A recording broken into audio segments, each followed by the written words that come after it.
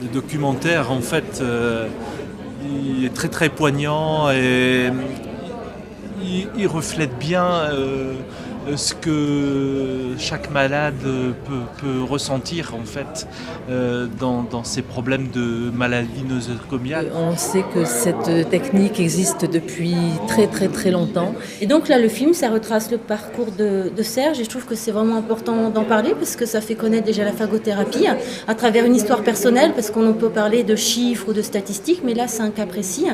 L'année dernière, on a pile un an d'existence. Avec Serge, nous avons créé l'association Les Phages du Futur.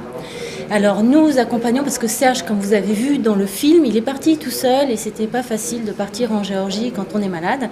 Et là, nous, ce qu'on fait, c'est qu'on aide les personnes qui sont atteintes de maladies nosocomiales, d'infections nosocomiales. On les aide à se rendre en Géorgie et ça leur facilite quand même tout le séjour. Et on a des très bons résultats. On a à peu près une quarantaine de personnes qui sont parties avec nous durant cette année.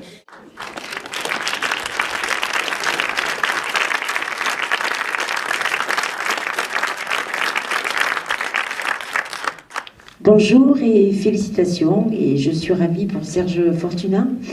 Il a eu le courage de partir tout seul. Notre démarche ici, à travers ce reportage, c'était essentiellement d'informer les patients qu'il y a une solution en Géorgie.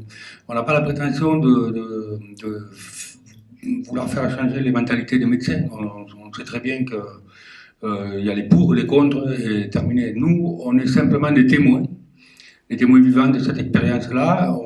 On est là pour dire que ça marche, que ça existe, et c'est tout, ça s'arrête là. C'est des maladies qui durent très longtemps, pour lesquelles chacun essaye de trouver des tas de solutions. Bon, les seules solutions qui sont proposées généralement, c'est les antibiotiques. Généralement, il y a une rémission, effectivement, mais très rapidement, le problème revient en fait. Il faut que ce soit les médecins qui fassent pression sur les laboratoires, sinon on n'évoluera pas. Et les grands professeurs n'y croient pas.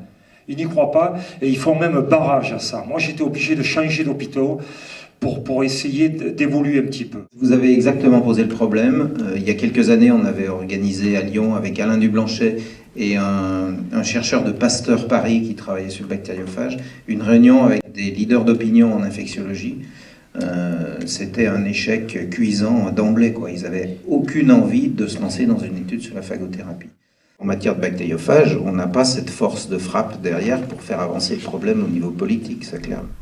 Je crois par contre beaucoup et plutôt aux études scientifiques bien menées. C'est le seul moyen de renverser la situation. Parce que face à une étude scientifique conduite sur les bonnes pratiques avec un groupe témoin, un groupe traité, où on montre que dans le groupe traité, il y a une amélioration statistiquement significative, il n'y a que ça qui peut faire changer les habitudes thérapeutiques.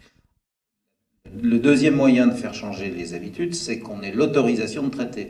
Si on a l'autorisation de traiter, c'est-à-dire que si le produit est reconnu par la pharmacopée, ça veut dire que les pouvoirs publics, le ministère de la Santé, auront estimé qu'il y aurait un intérêt à commercialiser ou à autoriser l'usage d'un produit, un intérêt en termes de santé publique pour les patients. C'est les seules choses, à mon avis, qui peuvent faire changer la donne actuellement. Je crois assez peu. Il faut qu'on continue à faire un combat médiatique. Le travail que fait Serge est remarquable. Mais je ne crois pas que ça fera changer beaucoup les choses dans la tête des leaders d'opinion en matière d'infectieux.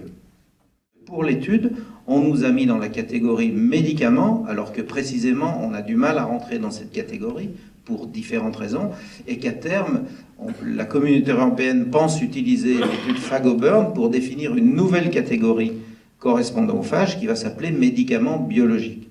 Donc il y a toute cette problématique de bonnes pratiques de laboratoire, de bonnes pratiques réglementaires, de bonnes pratiques de bioproduction, qui nous interdit notamment de faire appel aux phages utilisés en Géorgie, enfin de les utiliser tels que, bien entendu, les collections, la bibliothèque immense de bactériophages qu'ils ont intéresse le monde entier, évidemment. Je suis assez content de l'accueil qu'a eu le public. Bon, on n'avait pas une salle comble non plus, mais on voit que le film il a intéressé, il y a des questions qui sont ressorties derrière, donc ça veut dire que le boulot qu'on a voulu faire avec Serge, il est fait.